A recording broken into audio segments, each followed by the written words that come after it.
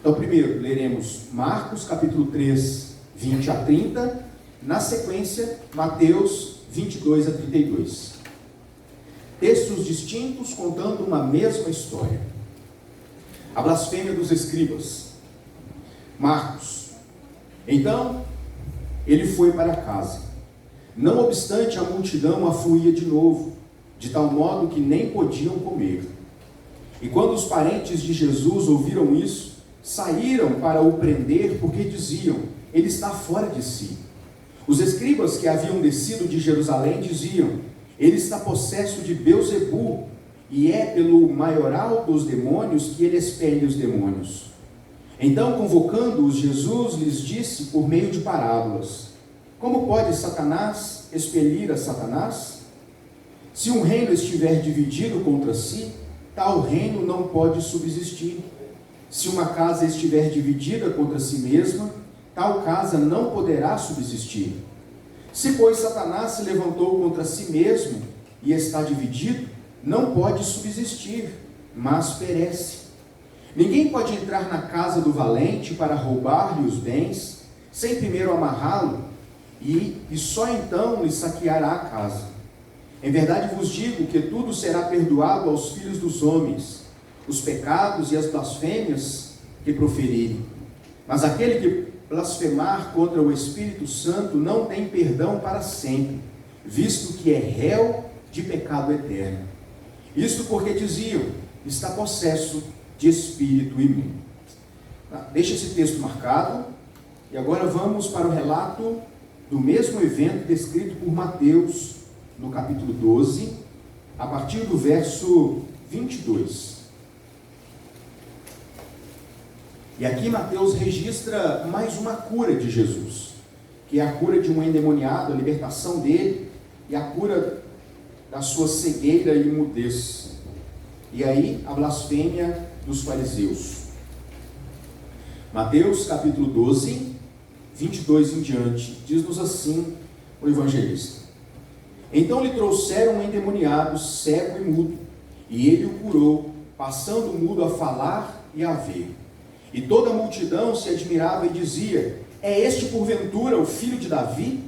Mas os fariseus, ouvindo isso, murmuravam: este não expele demônios, senão pelo poder de Beelzebu, maioral dos demônios. Jesus, porém, conhecendo-lhes os pensamentos, disse: todo reino dividido contra si mesmo ficará deserto, e toda cidade ou casa dividida contra si mesma não subsistirá. Se Satanás expele a Satanás, dividido está contra si mesmo. Como, pois, subsistirá o seu reino? E se eu expulso demônios por Beelzebu, por quem os expulsaram os vossos filhos? Por isso eles mesmos serão os vossos juízes. Se, porém, eu expulso o demônio pelo Espírito de Deus, certamente é chegado o reino de Deus sobre vós. Ou como pode alguém entrar na casa de um valente e roubar-lhe os bens, sem primeiro amarrá-lo? E então lhe saqueará a casa. Quem não é por mim é contra mim, e quem comigo não ajunta, espalha. Por isso vos declaro: todo pecado e blasfêmia serão perdoados aos homens, mas a blasfêmia contra o Espírito não será perdoada. Se alguém proferir alguma palavra contra o Filho do Homem, ser-lhe-á isso perdoado. Mas se alguém falar contra o Espírito Santo, não lhe será isso perdoado, nem neste mundo, nem no mundo por vir. Muito bem, meus irmãos, nós estamos caminhando no Evangelho de Marcos, e nós percebemos que, embora a narrativa mude um pouco, a situação é exatamente a mesma. Jesus continua nos arredores de Cafarnaum, e Marcos começa o texto que nós acabamos de ler, dizendo então, ou seja, considerando o último evento, Jesus está em Cafarnaum, ele vai ao monte, como dissemos na semana passada. Marcos aqui não identifica exatamente o monte, nos dando a entender que os seus leitores saberiam de que monte se tratava esse, muito possivelmente o monte em que Jesus proferiu o famoso Sermão da Montanha. Mas fato é que naquele lugar, Jesus então, no meio daquela multidão, no meio dos discípulos que já seguiam Jesus, ele escolhe aqueles que o acompanhariam mais próximo. E ele então os comissiona, dando-lhes aquilo que chamamos na semana passada de uma procuração. Jesus outorga poderes àqueles discípulos para pregar o evangelho que Jesus estava pregando e para expulsar demônios. Eles então, revestidos do poder que vem do alto, estavam agora capacitados por Deus, meros pescadores, a pregar o reino de Deus e a expulsar espíritos imundos. Depois deste evento, entramos exatamente no texto que nós acabamos de ler. Então, Jesus entra na cidade. Aqui, Jesus, por estar ali na circunvizinhança de Cafarnaum, ele volta para Cafarnaum. Temos dito como Cafarnaum foi importante no ministério de Jesus, no começo do seu ministério. Poderíamos chamar, como Hendrickson chama em sua teologia sistemática, e no seu comentário desse texto, de que Cafarnaum foi a base missionária de Jesus nos seus primeiros passos. Ele estava sempre nos arredores. Ali ficava o reduto de Jesus e era a partir de Cafarnaum que Jesus saía para pregar. Ele volta para Cafarnaum. E aí, grande multidão acompanha Jesus. Então perceba, irmãos, nada de muito novo até aqui. Onde Jesus vai, onde Jesus coloca o pé, uma grande multidão de pessoas coloca o seu pé também. É interessante que Jesus volta para Cafarnaum e entra em casa. O relato de Marcos é extremamente especial para nós, porque nós percebemos que se no relato anterior as pessoas oprimiam tanto Jesus que sentia-se ameaçado fisicamente, sem poder se locomover, então foi necessário fazer uso de um barco para pregar o evangelho e atender as pessoas, nós percebemos agora que a multidão continuava oprimindo Jesus, espremendo Jesus, a ponto de não ter paz, inclusive dentro da própria casa que ele estava sendo hospedado. Imagine a situação: você está fazendo a sua obra, o seu trabalho, e cansado que está, você deseja ir para casa e fazer um quilo, sabe? Aquele descanso depois da refeição, momento onde você pode levantar os pezinhos e dizer: graças a Deus. Jesus não tinha momentos como esse, pelo menos não até aqui, porque o texto nos diz que Jesus entra para casa, uma grande multidão vai junto dele, a ponto dele sequer conseguir comer. Imagine, irmãos, a situação de Jesus. A multidão o oprimia, e ele fazia milagre daqui, fazia milagre dali, pregava o reino de Deus, e as pessoas iam afluindo para ali. E é interessante perceber que não apenas a multidão sedenta pelo evangelho, não apenas a multidão de enfermos, lunáticos, endemoniados que estavam ali, mas estavam também os religiosos. Pessoas que, segundo o relato, vieram inclusive de Jerusalém, da parte dos fariseus e escribas. Herodianos estavam por ali, querendo saber um pouco mais a respeito desse Jesus. Como assim ele realiza milagres? Que história é essa de que o filho de Davi nascera em Belém e agora está pregando o reino de Deus? Que história é essa deste evangelho? Que boa nova é essa que esse Jesus está pregando? Fato é que, mais uma vez, nós temos no relato do texto que acabamos de ler, um embate de Jesus junto aos escribas e fariseus. E é importante que nesse texto Jesus trata de um assunto muito importante para a nossa vida, para a nossa teologia, a respeito do perdão de pecados.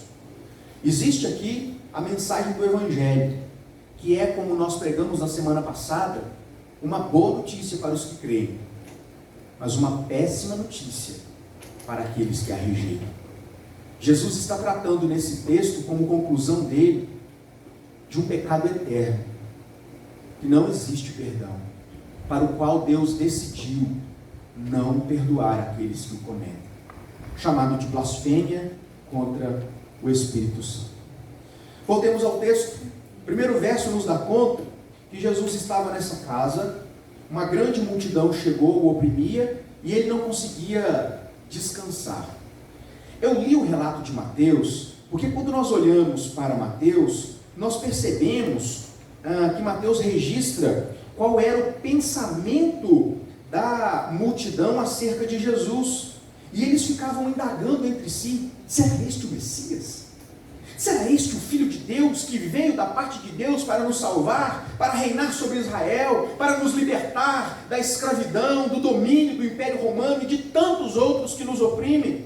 Este era o pensamento da grande multidão. Por que eles estavam pensando isso? Porque era inegável o poder que se operara a partir de Jesus. Irmãos, ninguém podia dizer que Jesus era um homem qualquer, nem inclusive os escribas e fariseus. E a história de Jesus, do poder de Jesus para curar e para fazer o que ele fazia, na defesa dos fariseus, para advogar que Jesus não era o Filho de Deus, é que ele fazia isso com autorização do Didi, de Beelzebu, do maioral dos demônios. Porque nem os fariseus podiam negar o fato de Jesus fazer coisas que ninguém mais fazia.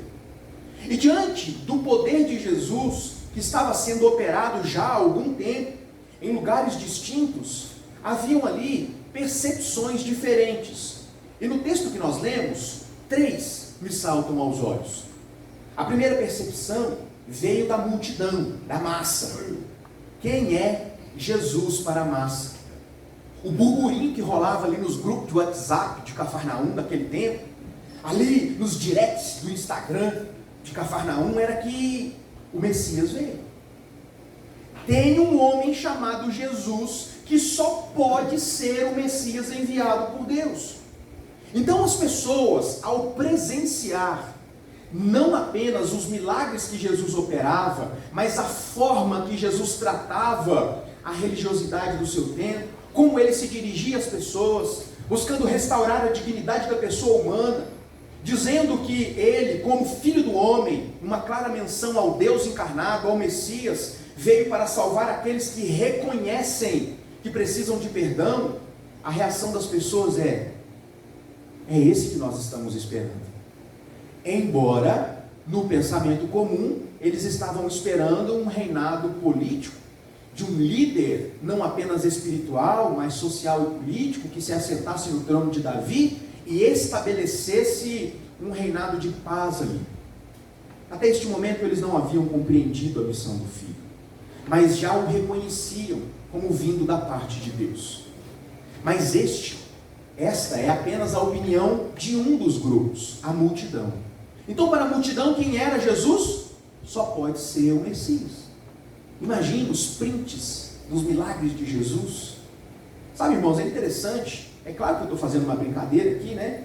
Porque as redes sociais ganharam no nosso tempo uma proporção extremamente grande. Tudo está nas redes sociais, inclusive o nosso estudo de hoje. Tudo veicula de forma muito rápida, e esta é a maneira que hoje, no século XXI, nós encontramos de nos comunicar com pessoas que estão para além dos oceanos. As coisas acontecem muito rápido. E a despeito disso não ser possível naquele tempo, ainda assim as notícias corriam.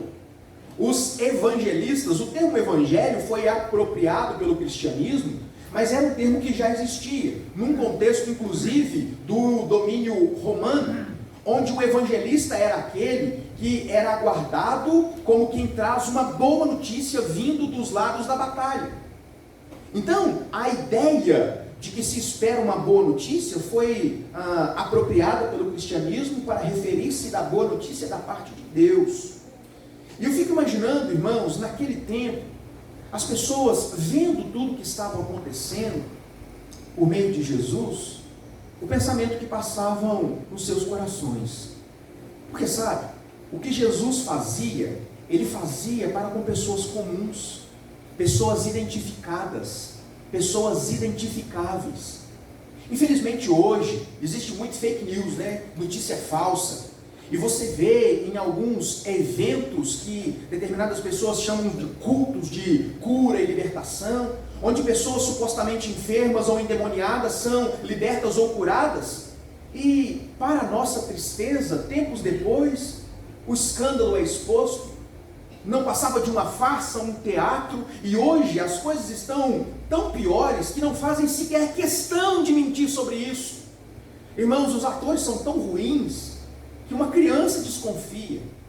Esses dias eu estava assistindo um vídeo desses, e o Azaf estava junto comigo. O Azaf é muito perspicaz, né? E aí, nesse vídeo, tinha um suposto pastor que estava tendo uma batalha espiritual com um suposto endemoniado. E ele estava conversando com o endemoniado ali. Até que num dado momento o pastor disse: vocês estão vendo os anjos? E o povo, amém, aleluia, amém, aleluia. Uns rodopiavam, outros gritavam. Vocês estão vendo? Agora vem aqui, o anjo está me dando um arco. O Azaf parou. Papai, você está vendo? Agora ele está me dando um arco. Espera aí que eu vou atirar nele. A flecha do Espírito. E ele solta, parecendo a caverna do dragão, né? Um raio, assim, uma flecha de raio. E aí o endemoniado, supostamente endemoniado, cai no chão, estribucha o povo, glória a Deus, aleluia. Num circo muito mal feito, irmãos. Então hoje, a ação maligna caiu em descrédito. Porque é tanta mentira que existem inclusive cristãos que duvidam que de fato o capeta, ele toma conta das pessoas. Existem aqueles que resolveram deliberadamente se afastar de estudos a respeito do mundo espiritual, que chegam a negar a ação do diabo direta na vida das pessoas. E um pouco disso pode ser explicado, não justificado, por esse circo evangelístico, evangélico, que nós temos hoje no século XXI, e isso não é algo só do Brasil, irmãos, para nossa tristeza, não é. Chegou aqui, ganhou solo fértil, se instalou, mas não é algo propriamente ou necessariamente apenas nosso. Mas no tempo de Jesus, as curas que eram realizadas eram de pessoas comuns, frequentadores da sinagoga, como o homem da mão ressequida, como os endemoniados que eram identificados como pessoas que estavam possessos de espíritos imundos. As famílias estavam sofrendo, membros da comunidade testemunharam aquilo, e o relato de Mateus nos dá conta que a reação da multidão era: eles estavam maravilhados. Uau! Você viu o Joãozinho? Você viu? Jesus curou o Joãozinho, o Zé, a Maria, não sei quem. Porque não havia como negar a ação de Jesus na vida daquelas pessoas. Por causa disso, a multidão se maravilhava e confessava Jesus ser o Messias, Filho de Deus, o Deus vivo, Deus encarnado. Muito bem, este é um grupo destes que nós vemos no texto. O segundo deles é a família de Jesus. Família de Jesus, né? A Maria sabia quem era Jesus, né? Maria teve informação privilegiada, e o anjo já tinha contado para ela, né? Quem era Jesus, a razão pela qual Jesus ia nascer. Mas estavam ali a família de Jesus, seus irmãos, e aí eu fico imaginando, devia ter primo, tio, ali a galera ficou sabendo que Jesus havia se metido numa onde ele não conseguia sequer comer. Primeiro ele vai no monte, as pessoas o oprimem de tal forma, como nós vimos na semana passada, que a própria integridade física de Jesus é ameaçada, a ponto de Jesus ter que se afastar, ficando num barco, para continuar ensinando as pessoas. Jesus não fugiu da necessidade das pessoas, ele se sensibilizou com elas. Agora Jesus volta para casa, e nem em casa ele tem sossego. Aí a família de Jesus pensa: não, agora já deu. E é interessante porque é muito direto o relato de Marcos, que diz, verso 21, acompanhe: quando os parentes de Jesus ouviram isso o quê? Que Jesus havia voltado para a cidade, que Jesus estava em casa, e que ele não tinha paz em casa. Jesus estava há muito tempo sem comer, não conseguia descansar. Aí, os parentes de Jesus chegaram à seguinte conclusão: vamos lá prender Jesus. Irmãos, a ideia de prender aqui, no original, no grego, prender significa exatamente encarcerar. A ideia é a seguinte: vamos lá buscar Jesus, ainda que seja contra a vontade dele, porque ele está fora de si. Os parentes de Jesus pensaram: rapaz, está louco, errou a mão. Ele não entendeu que ele está numa situação que é muito difícil. Eu imagino, irmãos, que afora a questão da multidão que estava ali, a família de Jesus, por declarar algo tão duro assim, estaria pensando também nas implicações de Jesus estar o tempo todo num embate contra os religiosos do seu tempo. As pessoas percebiam que os religiosos estavam ali o tempo todo tentando maquinar alguma coisa. já havia aparecido a figura dos herodianos. E aí não se tratava de algo necessariamente ou especificamente religioso, mas também político, porque os herodianos eram simpatizantes da dinastia de Herodes, então eles eram defensores do poder de Roma sobre o povo. E quem sabe talvez Jesus significasse uma ameaça política, como de fato aconteceu na sua crucificação. Apresentaram Jesus como réu de blasfêmia e réu como agitador político, e por isso Jesus foi preso, por isso Jesus foi crucificado. Então a família de Jesus, ao ver aquela situação, teve como reação: vamos intervir. Jesus errou a mão, a gente precisa acudir ele. Mas existe ainda um terceiro grupo, e esse tem lutado com Jesus desde o capítulo 2, que são os escribas e fariseus. Verso 22. Os escribas que haviam descido de Jerusalém, lembra, irmãos, na semana passada eu trouxe um mapa, segundo a tia Sérgio, pastor, não deu para ver nada, mas a intenção foi boa. Eu trouxe um mapa ali que mostrava as mediações de onde o texto estava relatando. Sidom, Tiro, mais ao sul Jerusalém, onde estava Cafarnaum, Mar da Galileia, as cidades do entorno. E aqui Marcos nos dá conta que lá de Jerusalém ouviram falar a respeito de Jesus. E o que os religiosos fizeram? Vamos lá. Estabeleceu-se uma comitiva. Vamos lá ver que negócio é esse. Porque essas agitações... Porque, irmãos, por que eles fizeram isso? Pense comigo. Eu já expliquei aqui qual que foi a origem dos escribas. Lá no período intertestamentário, quando da tentativa da helenização do povo, nasceu-se então a revolta dos a revolta dos macabeus, e então surgiu um grupo de religiosos defensores da judaização ou da manutenção do povo enquanto identidade, crenças, e esses foram chamados de fariseus, que no hebraico significa separado. E aí, irmãos, esses fariseus, tudo bem que eles erraram a mão, mas eles foram inseridos no contexto do povo judaico por um motivo louvável, que é de defender a nossa origem. Nós não somos romanos, nós não somos gregos, nós somos judeus. Portanto, os nossos usos e costumes, a nossa forma de viver será ditada por aquilo que nós cremos, a Torá. É louvável isso. O problema, irmãos, é que eles ganharam proeminência. E aí eles começaram a escrever ou continuar escrevendo como o povo deveria viver em relação à lei. E aí criaram uma série de usos e costumes.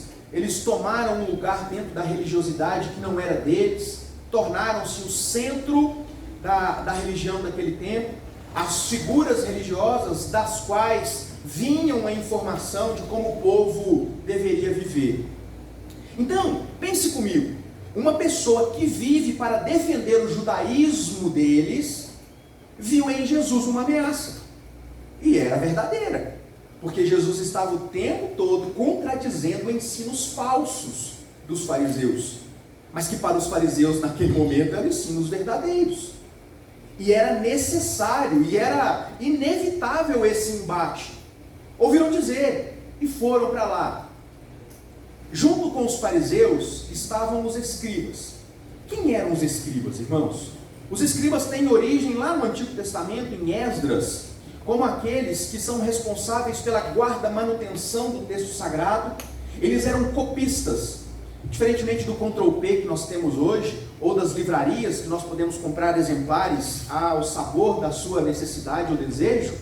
O texto sagrado era copiado de forma manual, e quem fazia isso eram os escribas. Então, a partir de Esdras, então, é reconstruído ou é construído toda uma dinastia de homens que dedicavam-se à guarda e à cópia destes textos. A gente precisa lembrar o contexto de Esdras, que é justamente um contexto de dominação do Império Sírio, Assírio, Persa, Medo-Persa e Babilônio. É nesse contexto, o mesmo contexto onde Deus levantou Neemias para reconstruir os muros, Deus levanta Esdras para manter o texto sagrado vivo e para ensinar o povo. Aquilo que nós chamamos de profeta dos muros e profeta do tempo. E é engraçado nós nos referirmos a Esdras como profeta do tempo, porque Esdras viveu num momento onde o seu ministério foi importante, sem tempo, porque estava tudo arruinado. Durante o exílio babilônico, o povo estava sem tempo. O templo era a figura central da religiosidade deles. Era para onde eles afluíam, levavam os seus animais para que por meio dos sacrifícios, ali pelos sacerdotes, pela tribo de Levi, os seus pecados fossem confessados diante de Deus. Então a religião judaica girava em torno do templo. O templo era importante para o povo. Mas depois da Babilônia, o templo não era mais uma realidade. Não dava para viver sem expressar a sua religião. O povo queria voltar logo para casa. Deus manda Jeremias escrever um bilhetinho, uma cartinha dizendo: pode plantar um pé de mexerica aí, faz um pomar, sabe, os filhos de vocês, pode casar eles, que vocês ainda vão ficar um tempo aí, uma geração, 70 anos vocês vão ficar aí. Então, irmãos, é nesse contexto que nascem então as sinagogas, a importância de um lugar destinado ao ajuntamento do povo judeu, para que nesse lugar Deus fosse lembrado e cultuado. Dentro da sinagoga o texto era lido e explicado, e isso feito pelos escribas. Pense comigo, alguém que tinha como ofício escrever, reescrever o texto sagrado, acabou por conta disso tendo uma facilidade muito maior de conhecer o texto e assim, por conseguinte, explicar o texto. Então os escribas tornaram-se os responsáveis pelo ensino do texto. Eu copiei tanto texto que eu sei de cor livros inteiros. Então, dentro do contexto da sinagoga, o escriba lia o texto e explicava o texto. Aqui Isaías está escrevendo neste contexto, assim, assim, assado, e explicava o texto para o povo. Então essas pessoas saíram de Jerusalém e foram ver qual era de Jesus. E quando eles chegaram ali, se depararam com um fato que não podia ser negado. Jesus não era um homem comum. Jesus não era mais um agitador, como existiam muitos naquele tempo. Não podiam negar o poder que emanava de Jesus. Lembra, irmãos, no texto da semana passada, as pessoas eram curadas por encostar em Jesus. O poder de Deus fluía de Jesus. Então não dá para negar isso. A presença de Jesus era algo inconteste. É interessante, hoje nós temos muitas pessoas que rejeitam Jesus. Rejeitam. Muitas pessoas. Mas sabe o que é interessante? Historicamente é impossível negar a existência de Jesus. Os ateus, os agnósticos e tantas outras confissões que negam o senhorio de Cristo, negam Cristo como Deus, mas não conseguem, por provas históricas, escriturísticas, literárias, arqueológicas, negar que Jesus é real. Existe então o Jesus histórico, aquele do qual ninguém pode dizer que não é real. Jesus existiu. E aí, os escribas e fariseus daquele tempo foram privilegiados, porque eles não apenas ouviram dizer a respeito de Jesus, mas eles presenciavam o que Jesus estava fazendo. Eles viram Jesus dando ordem para o endemoniado: sai e fica quieto. Jesus viu dando ordem a paralítico: levanta, vai para sua casa e anda. Eles viram Jesus dizendo: seus pecados estão perdoados. Eram testemunhas oculares do poder de Deus. E contra fatos não há argumentos, pelo menos não que possam mudar a realidade do fato. Então, qual foi a alternativa deles? Bom, negar Jesus não dá. Dizer que ele é meramente um impostor, nós também não podemos. A gente está vendo. Nós estamos vendo. O Joãozinho foi curado, a Mariazinha foi curada. Esse endemoniado aqui foi embora. Não dá para negar. Então qual foi a alternativa desse terceiro grupo, os escribas e fariseus? Ele opera milagres. Vamos ao texto. Verso 23, 22. Os escribas que haviam descido de Jerusalém diziam: ele está possesso de Beelzebu, e é pelo maioral dos demônios que ele expele os demônios. Olha a sacada deles. não dá para negar que Jesus fazia coisas que ninguém mais fazia. A ideia deles foi atribuir o poder de Jesus, o poder do Espírito Santo que operava em Jesus, ao poder das trevas. A multidão dizia que Jesus poderia ser o Messias. A família de Jesus, que Jesus estava meio louco. Os escribas diziam: ele está possesso pelo diabo, pelo capeta. E Jesus, irmãos, conhecendo o coração deles, chamou eles para uma conversa. Porque esta afirmação de que o poder de Jesus tinha como origem Beelzebul não poderia ficar sem uma contraposição. Não era algo negociável, algo que Jesus poderia desconsiderar, e é por isso que Jesus chama: então vem aqui, vamos conversar. Porque sabe, Beelzebul, ele aqui é identificado claramente como o diabo, né? O maioral dos demônios, aquele que desobedeceu contra Deus, mas aqui consta de uma referência histórica. Beelzebul era um deus filisteu que tinha um palácio, ele na verdade era tido como o deus dos palácios, e ele tinha um templo na cidade cananita de Ecrom, para onde muitas pessoas afluíram para ali. E é interessante que já nesse tempo os escribas e fariseus já subentendiam que os ídolos cananitas, que os ídolos dos povos pagãos eram na verdade representações da ação do mal, ou seja, identificaram em Beelzebul este deus pagão, esse ídolo pagão. E só para curiosidade dos irmãos, eu anotei aqui, 2 Reis, capítulo 1, verso 1 a 16, nós temos essa interação, o aparecimento de Beelzebul aí como um ídolo pagão, e a consequência. Alguém, por gentileza, abra para mim, vamos ver o texto, depois eu explico. 2 Reis, capítulo 1, versos 1 a 16. Quem achar pode ler, por gentileza.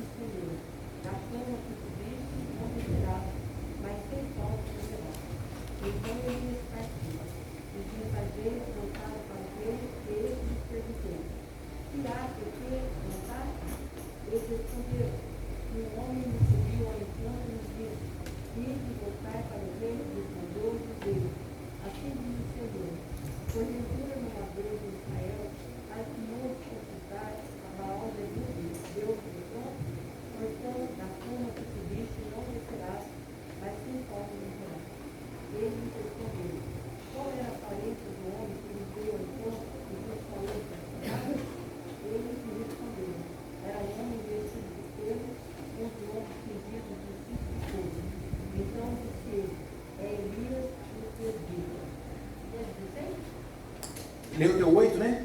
Tá bom, aqui eu vou explicar o resto.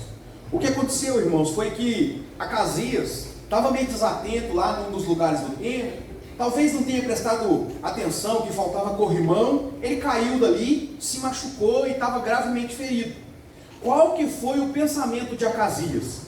Manda uma comitiva lá na cidade de Ecrom para consultar um ídolo, uma pseudo-divindade, aqui em Reis, chamada de Baal-zebut, que é exatamente Beelzebul descrito lá nos evangelhos.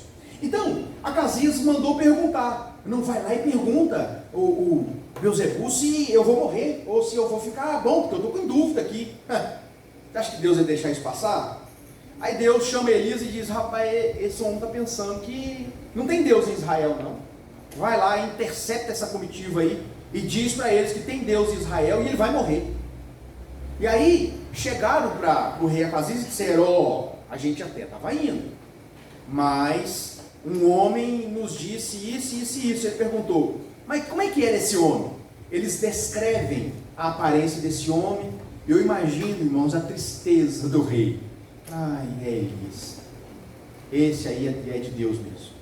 Depois existe todo um movimento aqui para ver se ele fica bem. Fato é que ele morreu por essa tentativa de consultar esse Deus pagão, que era o Deus dos palácios, que tinha ali um templo lá na cidade filisteia de Ecrom.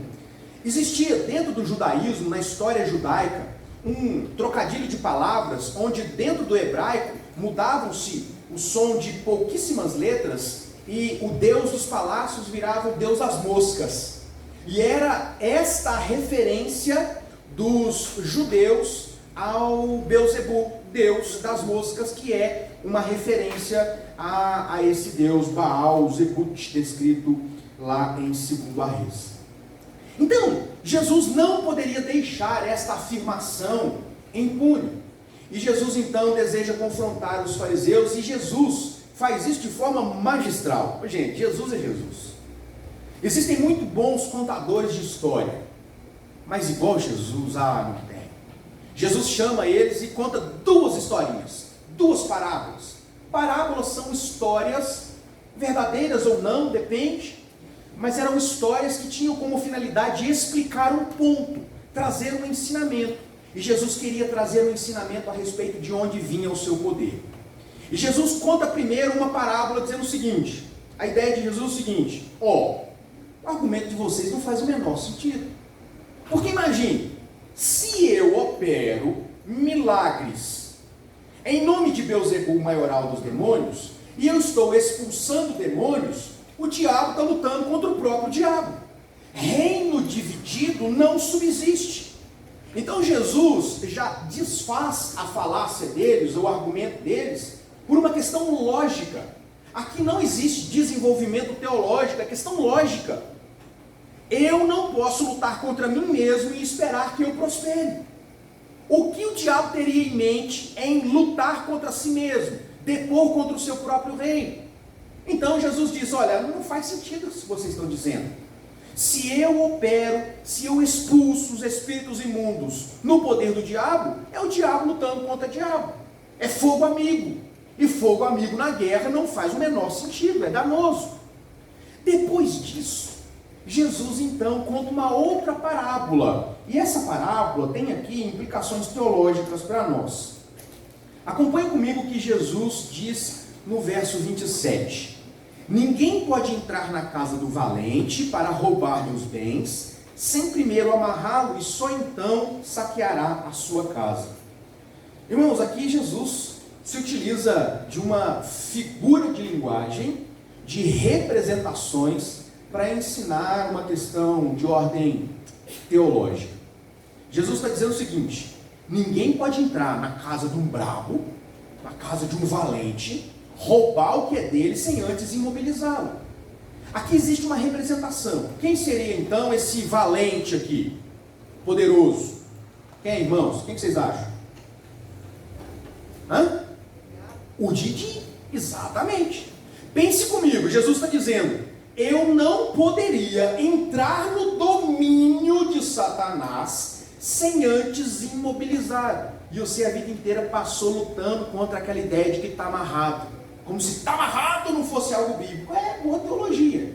Não do jeito que é pregado. Porque não somos nós que amarramos o diabo. O diabo foi amarrado pelo poder do Filho do Homem, que inutilizou, que apreendeu, que limitou a sua ação.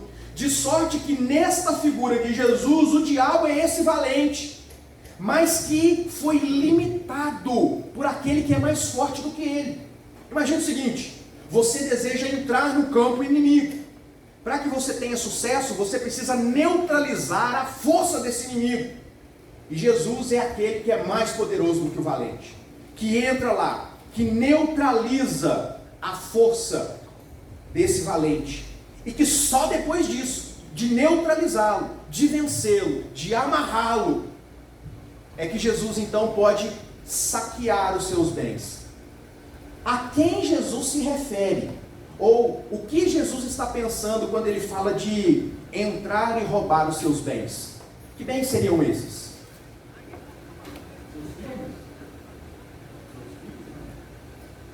Sim, eu vou fazer igual no Conexão. Errado não está. Não era nem isso que eu tensionava. Oi? De quem? Não.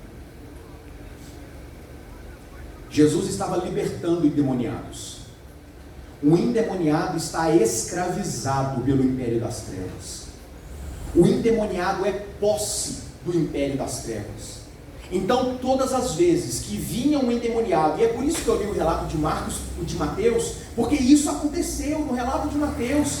Chegou um homem ali que, além de endemoniado, e aí quem sabe por inferência, por ser endemoniado, não falava e não ouvia.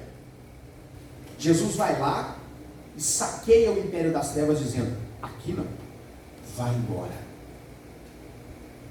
Você não tem mais poder sobre ele. Ou seja, este não te pertence mais. O valente é dominado, aquele que é mais forte do que o valente vai e tira aquilo que antes pertencia a esse valente. O diabo foi de fato amarrado, não como uma frase imperativa que pode ser assim facilmente aplicada por nós. Está amarrado em nome de Jesus, está amarrado em nome de Jesus, pela pessoa de Jesus, pela ação de Jesus, e não pela nossa ordem. Jesus limitou a ação do diabo, colocando, irmãos, termo aí, e é por isso que Jesus depois dá aquela procuração para os discípulos: vocês vão e vocês têm autoridade para continuar saqueando o império das trevas. Os endemoniados eram libertos, e cada vez que um endemoniado era liberto, o exército de Satanás diminuía. Aquilo que ele tinha como seu diminuía. E Jesus está dizendo então, nesta figura, que ele operava pelo poder de Deus para libertar aqueles que eram posse de Beelzebul. Então Jesus traz uma explicação teológica para aquilo que estava acontecendo. Mas o texto não acaba aqui, irmãos. Jesus endurece o discurso. Jesus se vira para eles e no verso 28 diz o seguinte: em verdade eu vos digo que tudo será perdoado aos filhos dos homens, os pecados e as blasfêmias que proferir. Mas aí vem uma exceção: mas aquele que blasfemar contra o Espírito Santo não tem perdão para sempre, visto que é réu de pecado eterno. Jesus endurece o caldo. Jesus diz para eles: olha,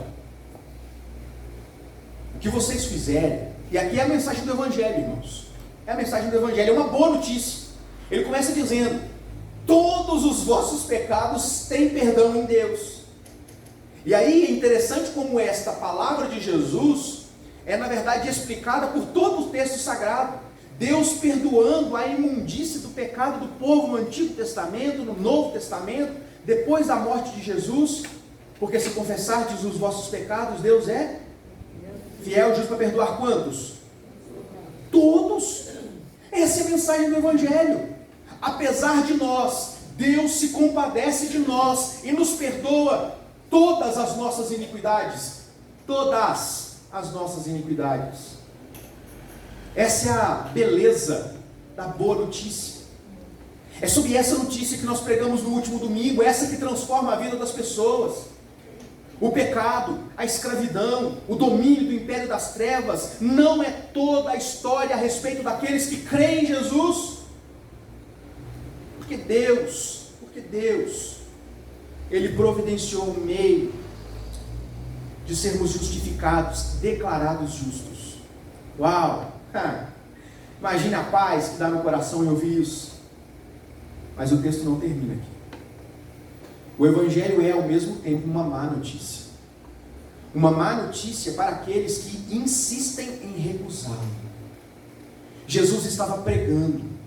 E aí o texto de Mateus diz que se Jesus opera no poder do Espírito Santo, o reino de Deus se revelou a vocês. Vocês são indesculpáveis, porque de forma especial Deus se mostra a vocês. Jesus vai dizer: a recusa A recusa de crer em Cristo como aquele que é enviado por Deus e que opera no poder do próprio Deus é um pecado sem perdão. Blasfêmia contra o Espírito Santo, aqui por definição, blasfêmia significa falar mal, vilipendiar. Blasfêmia é falar mal do Espírito Santo.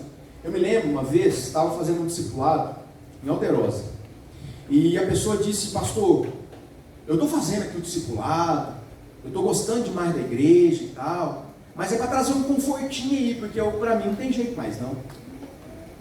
Fala, tipo, né? Como assim? Eu não entendi. Ah, não tem, porque eu já blasfemei contra o Espírito Santo. Aí eu falei: graças a Deus, é por isso? Ele falou: como assim, graças a Deus? Eu falei: não, eu estava pensando que, enfim, você não cria nisso que nisso que a gente está estudando. Ele falou: não, eu creio, e é justamente porque eu creio que eu sei que não tem salvação para mim, porque me ensinaram que uma vez que nós falamos mal contra o Espírito Santo, já era, não tem o que fazer, pecado eterno. Eu disse: é verdade. Ele: eu sabia. E aí eu continuei: mas você sabe o que é blasfêmia contra o Espírito Santo, nos termos de Jesus? Você sabe o que de fato Jesus está explicando aqui? Ele falou: falar mal do Espírito Santo. Eu falei: mas não. A ideia de blasfêmia contra o Espírito Santo não é simplesmente falar mal contra o poder e a ação do Espírito Santo, porque perceba, antes de crer em Deus, nós naturalmente falamos mal. Antes de crer em Jesus, nós sequer damos crédito para aquilo que é a obra de Jesus. Quantas vezes, irmãos, antes de Deus tocar o nosso coração, a gente fazia chacota de pregadores em praça pública, sendo ali envergonhados, e a gente ria dessas coisas. Eu me envergonho disso, porque muitas vezes eu agi sim contra essas pessoas.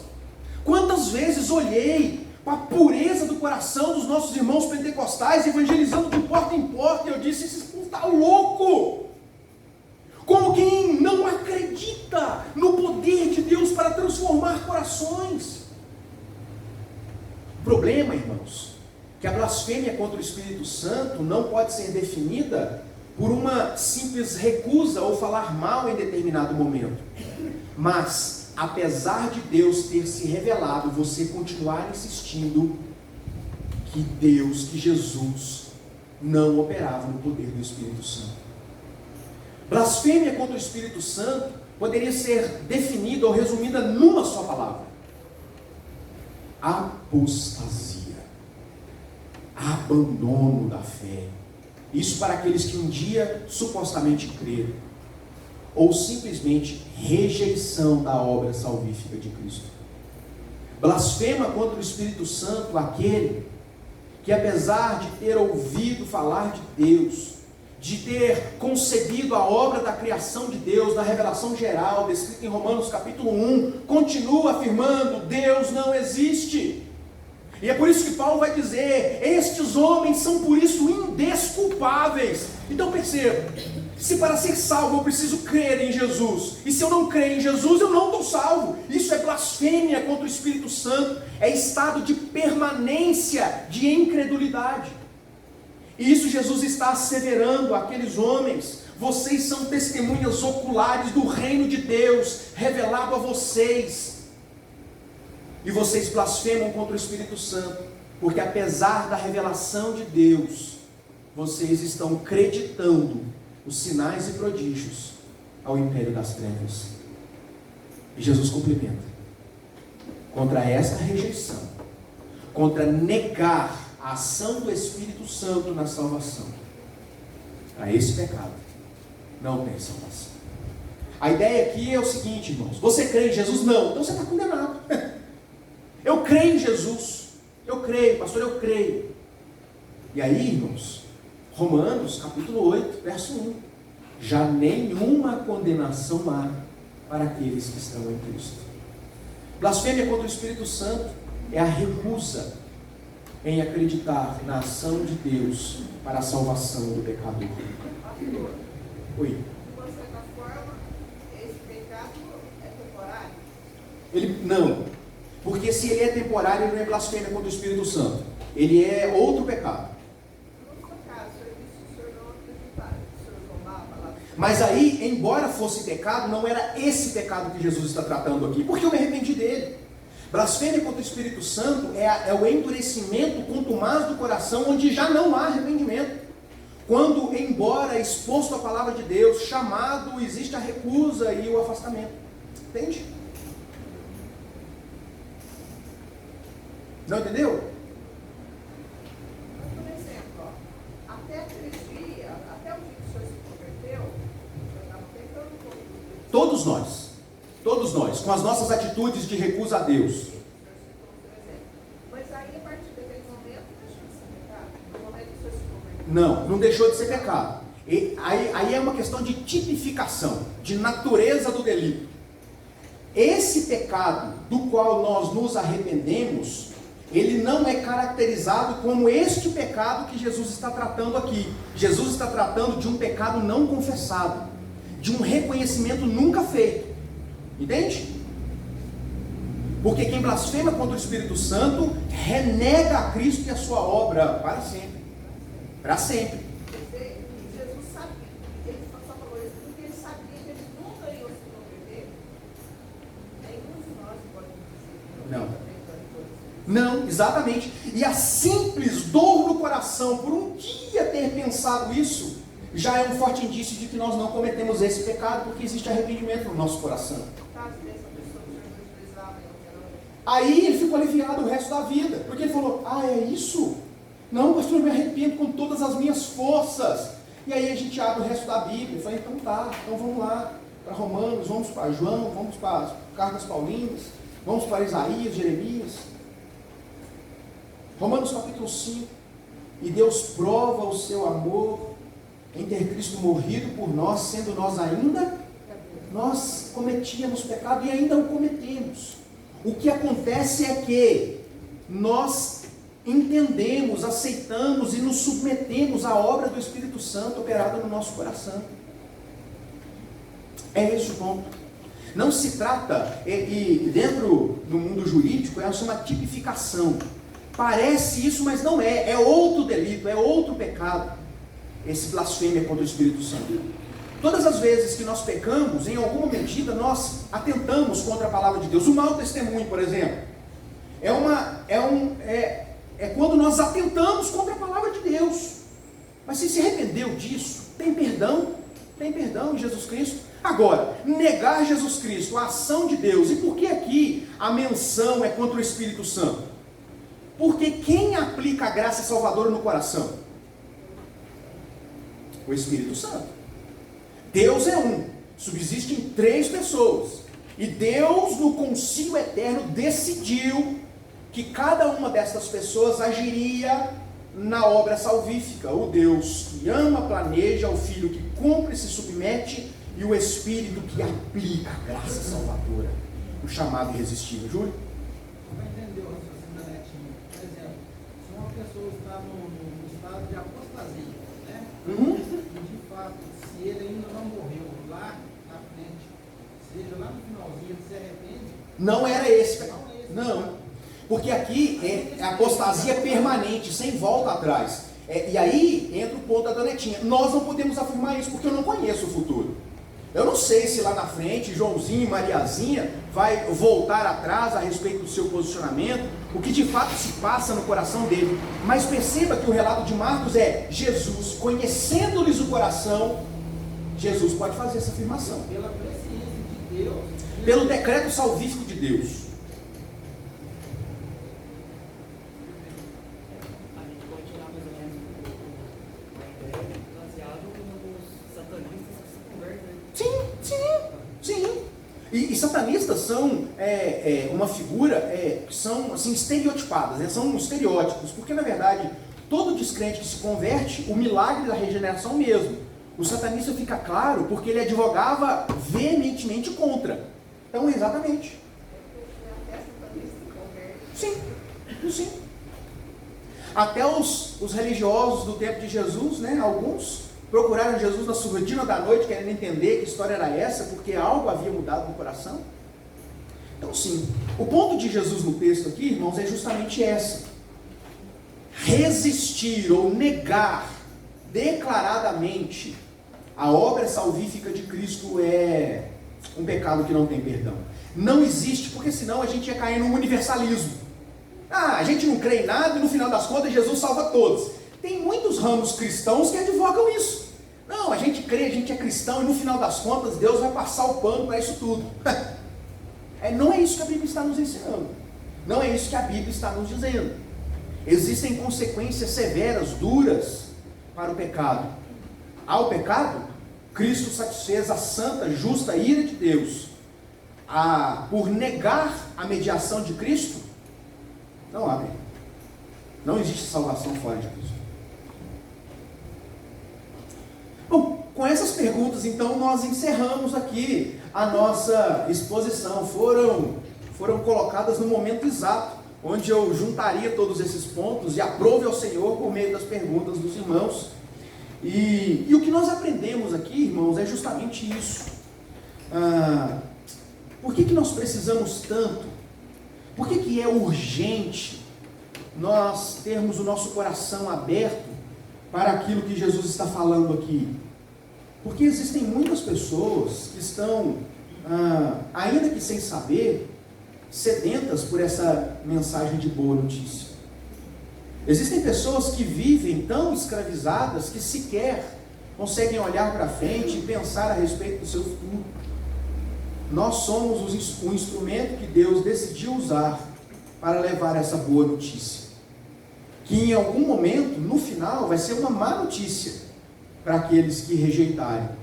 Mas naquilo que tange o nosso trabalho enquanto missão é levar uma boa notícia.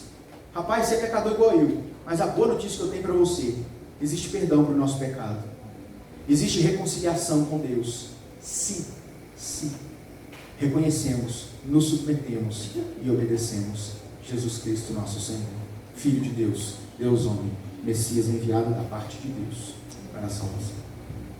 Deus nos ajude a não rejeitarmos. E aqui eu nem trato de rejeitar o Evangelho. O fato de você estar aqui já é um forte indício de que o Evangelho é algo pacífico no seu coração. Mas não rejeitarmos a missão que Deus colocou para nós. Assim como Ele deu a autoridade aos seus discípulos para pregar e expelir demônios, Ele o fez para com a sua igreja. Vide 1º e 2º capítulo de Atos. E recebereis poder ao descer sobre vós o Espírito Santo, e sereis minhas testemunhas, a partir de onde eles estavam e até o Areadinho, no sul de Minas, confins da terra. É por isso que em nome de Jesus Cristo, somos enviados para pregar o Evangelho, expelir demônio e continuar plantando o reino de Deus aqui, levando essa mensagem. Amém? Alguém deseja mais algum esclarecimento, Júlio?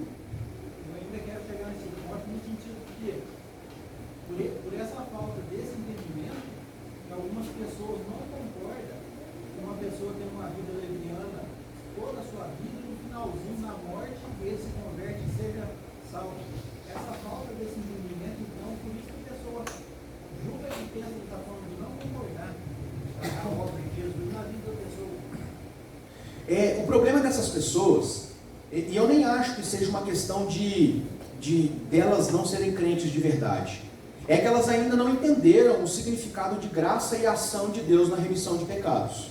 Porque assim, Jesus me salva, mas eu tenho que fazer alguma coisa aqui. Como pode o ladrão da cruz, que passou a vida inteira fazendo coisa ruim, por isso que ele estava pendurado lá, ir para o mesmo lugar que eu vou? Ser vizinho meu no céu? Os filhos dele brincar com meus filhos? Estou aqui conjecturando. Brincar com meus filhos no céu? Frequentar a mesma escola? Sentar do meu lado no banco da igreja celestial? É um absurdo isso. Essa é a dureza do nosso coração pensar. Sim. Agora, existe uma razão no pensamento, e existe dentro da palavra de Deus conceitos interessantes que nos levam a crer que todos aqueles que creem serão salvos, são salvos, foram salvos. No entanto, existe diferença de recompensa no céu. Imagine, irmãos, se o apóstolo Paulo receberá de Deus a mesma recompensa do ladrão na cruz. Que ladrão na cruz? Que o apóstolo Paulo vai receber, eu vou receber a mesma recompensa que o apóstolo Paulo? Mas não vai. Não vai. Pastor, mas como é que é isso então? A Bíblia chama de galardão. Galardão é uma recompensa. numa tradução livre, direta, é recompensa. A Bíblia diz que Deus julga as nossas obras e o grande julgamento não se trata de condenação ou absolvição, porque isso nós já temos hoje. O que vai acontecer no grande julgamento de Deus, texto que lemos na última semana, é Deus atribuir uma recompensa em conformidade à vida que nós vivemos aqui. Pastor, então como é que vai ser? Não faço ideia. Não faço ideia. Pergunta para Jesus aí, e por ele não ter revelado na Bíblia, ele vai pedir para você esperar um pouco. A gente não sabe, eu não sei como é que é isso. Em que âmbito que se dá essa recompensa? Como Deus fará isso? Mas Deus fará. E Deus há de retribuir àqueles que se entregaram a Ele. Vai estar salvo, vai estar no céu, irmão. Vai estar no céu. Agora, que haverá uma gradação de recompensa, isso haverá. A Bíblia diz de forma clara. Agora, no que consiste essa recompensa? Apenas conjecturas. Apenas conjectura aí. Assim, a gente, pelo nosso conhecimento, aquele que vive o pecado, que suicida, ele não conhece. Mas e esses pastores que estão suicidando, assim, como que... Vamos lá. Eu entendi. Eu já vou começar contrapondo o seu primeiro argumento. A gente sabe que aquele que se suicida, você está partindo do pressuposto que quem atentou contra a própria vida vai direto para o inferno, não é isso? É uma doutrina católica essa, na verdade. Ela não é de origem protestante. E a razão para isso é muito simples. O que determina céu ou inferno? A forma de morte ou o reconhecimento de Cristo ressurreto? Não, quero que vocês me respondam. O que determina? Como eu morri, ou se cria em Cristo ou não. O que a Bíblia diz? Aquele que crê. Então, embora seja pecado contra Deus, atentar contra a própria vida, como é atentar contra a vida de alguém, como é falar uma mentira, como é o adultério, como é a lascívia, todos os outros pecados. Todos os outros pecados. Essa expressão de pecado não é o que determina o nosso destino final, embora não deixe de ser um pecado contra Deus. Entende? Então o que acontece é o seguinte: se num dado momento da minha... Eu criei em Jesus. Jesus é meu Salvador. E a Bíblia diz que eu não vou ser salvo. A Bíblia diz o quê? Que eu estou salvo. O reino de Cristo me alcançou aqui. E num dado momento da minha vida, por questões as mais diversas, como buscando uma fuga para o sofrimento da minha alma, eu achei que dar cabo da minha própria vida seria a solução mais adequada. Se isso fosse verdade, se essa atitude determinasse céu ou inferno, eu teria o poder de anular o sacrifício de Jesus para mim. Mas isso não é. Porque se não existe gradação de pecado, ou todo mundo teria que ter fração de milésimos de segundo para se arrepender antes de morrer, ou esses também estariam no inferno. No inferno. Entende? Então não é a forma que nós... Não deixa de ser pecado. É pecado. O suicídio é pecado. Mas não é a atitude em si que determina o destino final da pessoa. Mas se teve um encontro com Jesus antes desse fato. Imagine você, ou esses dias eu vi um pastor da nossa igreja, ele morreu no púlpito, irmãos. Ele estava pregando, eu falei, isso pode acontecer a qualquer momento. Você está aqui pregando, ele teve um infarto, caiu e morreu no púlpito. Imagina como é que a igreja, irmãos, um negócio morreu lá. Aí esse você pode dizer, esse foi pro céu, estava pregando. Mas imagina se te dá um infarto na hora que você está tretando com a patroa. Isso, já pensou? Não é? E se te dá um infarto, a hora que você está pensando no negócio, nossa senhora, não devia pensar isso, mas e se te der um infarto naquela hora? Entende? Então, se a gente assumir esse pressuposto como verdade, nós teremos que aplicá-lo a todas as esferas da vida. Aí, meu querido irmão, esse pastor e mais uma meia dúzia só que estaria lá, porque... Entende? O que determina o destino final não é o que nós fazemos por último, ali a última atitude, mas se de fato nós tivermos um encontro real com Jesus Cristo. Entendeu? Eu quero dar aqui um testemunho para os irmãos. Pode ser que talvez você nunca tenha tido contato com pessoas que passaram por processos de depressão profunda. Pode ser que você nunca tenha tido contato. E eu oro a Deus para que isso não seja necessário na sua vida. Mas, irmãos, a depressão enquanto enfermidade química, física, ela é uma enfermidade que ataca o nosso cérebro e nos traz um sentimento de profunda tristeza. Profunda. Não é assim, tristeza, a Fernanda brigou comigo, eu vou morrer. Não, é profunda tristeza, desgosto. A pessoa não deixa de amar Jesus, mas começa a cogitar, Senhor, me leva. Mas, não, isso não é de Deus, não. Diz isso para Elias. Diz isso para Jonas. Porque foi isso que eles pediram. Foi isso que eles pediram para Jesus. Ô Senhor, vem aqui, menino. Eu quero morrer. Eu não quero viver mais, não. Eu não vejo mais sentido na vida, irmãos. E quem está passando por isso, irmãos, em casos mais graves, cogita essa possibilidade como uma... Eu vou falar rápido antes que os meus meninos cheguem. Eu tive, durante algum tempo da minha vida, por um processo de depressão tão profundo, que eu cogitei várias vezes a possibilidade de acabar com esse sofrimento. Para mim, para minha família. Pastor. Pois é. E aí, irmãos, nesses momentos a gente percebe como Deus é quem nos sustenta. E essas coisas passam pela nossa mente como uma possibilidade. Eu louvo a Deus que não passou de uma possibilidade vaga no pensamento, mas passou. Tristeza profunda. Você perde o sentido.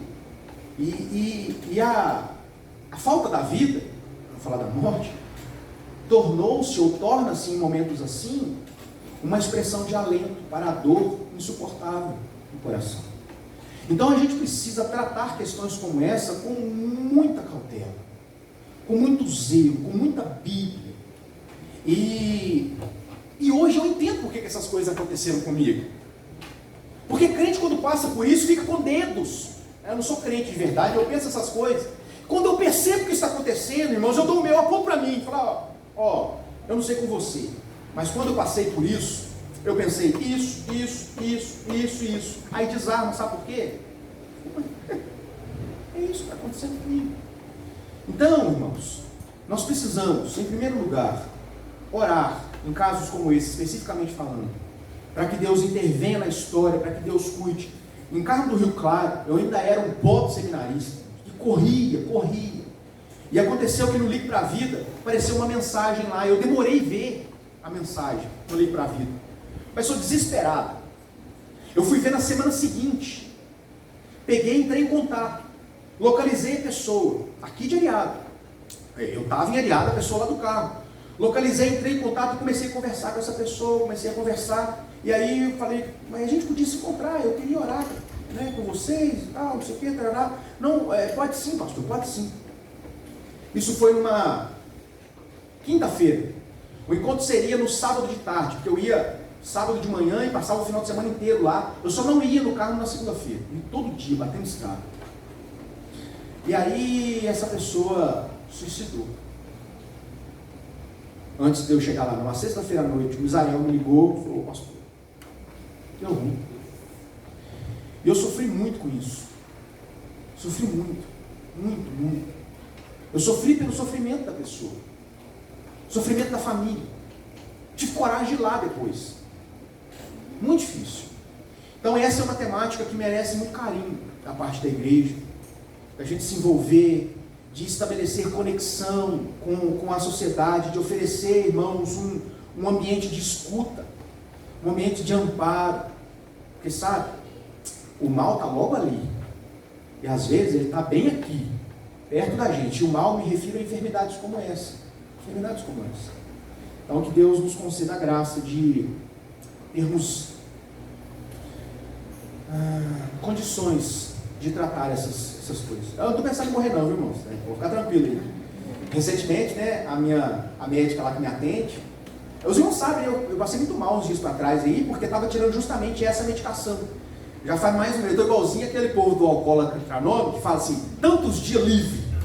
Eu estou limpo, irmão, limpo, há um mês já.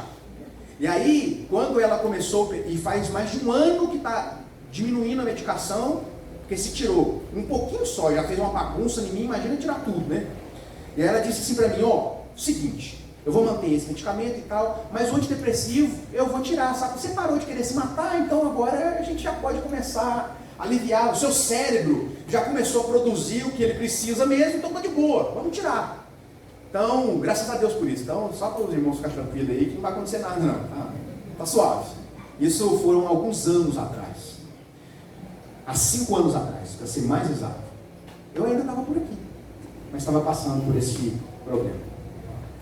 Mais alguém?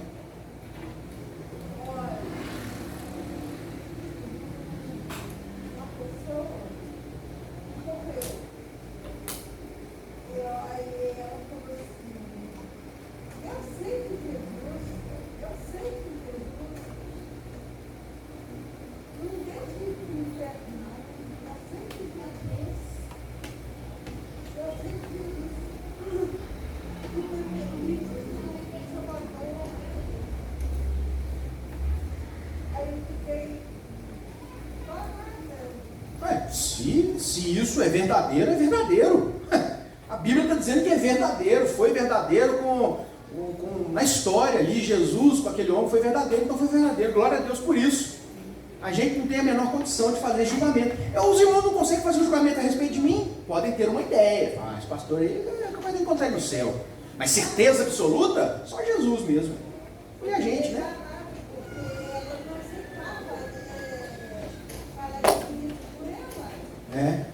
Mas a enfermidade tem a incrível capacidade de amolecer o nosso coração.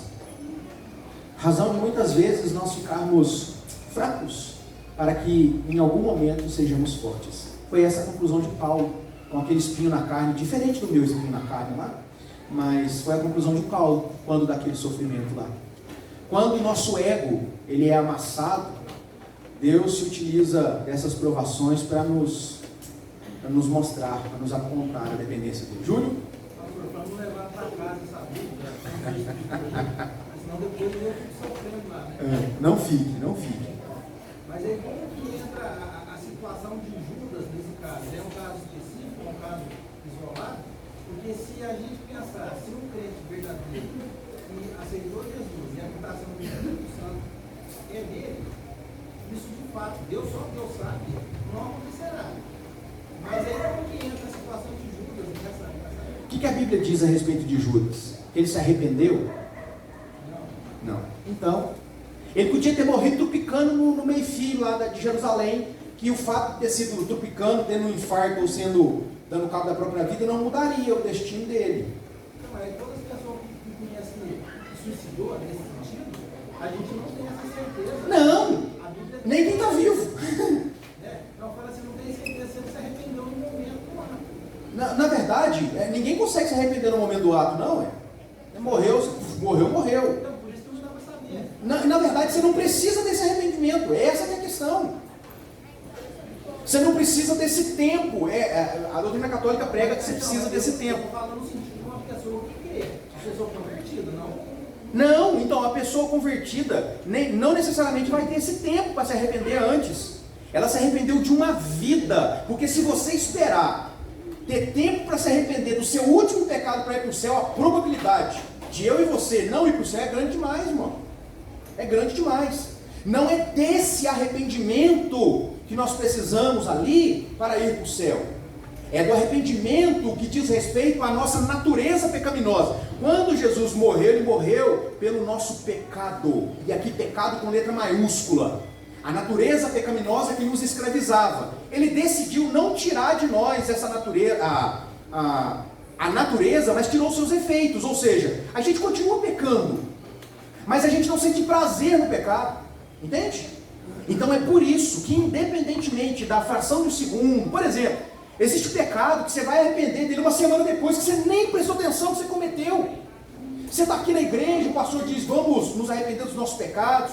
Vamos pedir para que o Espírito Santo revele aquilo que a gente não percebeu. E aí você vai orar e fala, nossa, mas o que eu fiz essa semana, hein? Que coisa feia. E se você tivesse morrido nesse meio tempo? Se a gente dependesse dessa fração de arrependimento, não daria muito certo, não daria muito bom não. Mas o que acontece é, arrepender, e aqui, a nossa vida é uma vida de constante arrependimento. E nós só nos arrependemos das nossas atitudes porque um dia reconhecemos o senhorio de Cristo sob o efeito do pecado.